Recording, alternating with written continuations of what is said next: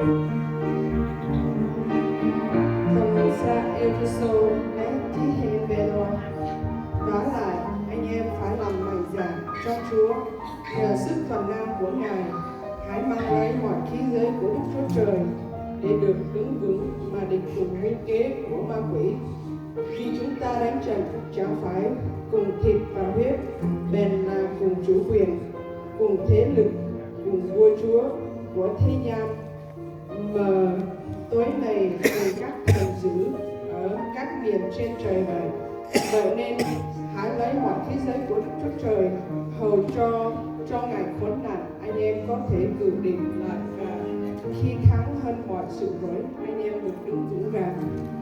Dan mỏ đi hai Tulus ba dòng riêng đi bạn trước.